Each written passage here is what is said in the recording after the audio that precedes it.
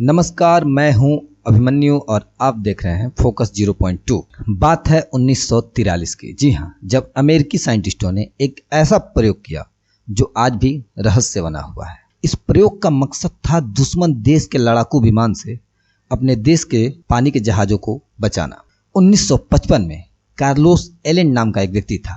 उसी के लिखे लेटर से फिलाडेल्फिया की कहानी हम सबके सामने आई।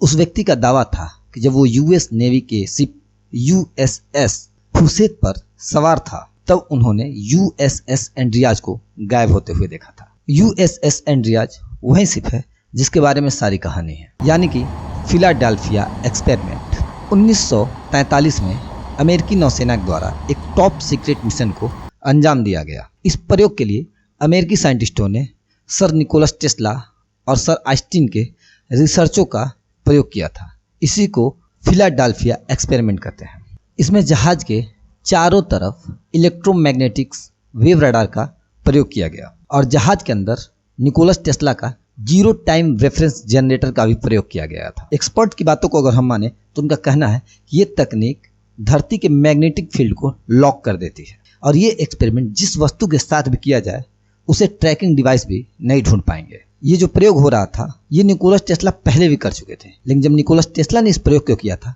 तो एक छोटी जहाज थी, लेकिन जब उनको इसी प्रयोग को बड़े जहाज पर करने के लिए कहा गया तो निकोलस टेस्ला पीछे हट गए थे। जी हाँ, 24 अक्टूबर 1943 को वैज्ञानिकों ने एक नेवी की शिप पर यह एक्सपेरिमेंट करने का निर्णय लिया था। इसमें एक बड़े शिप के चारों तरफ कई हजार वोल्ट के इलेक्ट्रोमैग्नेटिक कॉइल लगा दिया गया था। फिर धीरे धीरे जहाज पर रखे हुए जनरेटर की मदद से बिजली की पावर को बढ़ाया गया। जैसे ही बिजली 3.5 मिलियन के पार पहुंची वैसे ही एक हरे रंग का रोशनी हुआ और उसमें जहाज पूरी तरह से गायब हो गया और साथ में सारे क्रू मेंबर भी गायब हो गए। और अमेरिकी साइंटिस्टों और नेवी के सेना वाले जो अधिकारी थे उनमें खुशी की लहर दौड़ गई थी कि उन्होंने इस एक्सपेरिमेंट को कामयाब कर लिया। सारी खुशी मातम में बदल गई क्योंकि जो जहाज गायब हुआ था उसे वापस भी लाना था और वो वापस नहीं आ रहा था और ना ही उसे कोई संपर्क हो पा रहा था। उसे वापस लाने की सारी कोशिशें बेकार हो गई थी। जब जहाज वापस नहीं आया तो आर्मी और साइंटिस्ट चिंता में पड़ गए कि आखिर जहाज गायब कहाँ हो गया। इसी बीच खबर आई कि यूएसएस एल्ड्रिज को एक्सपेरिमेंट साइट से 300 किलोमीटर दूर देखा गया है। इस बात को लेकर के कुछ और भी दावा है, जैसे कि कई जगह पर इसको 400 मील से ज्यादा का दूरी बताया गया था।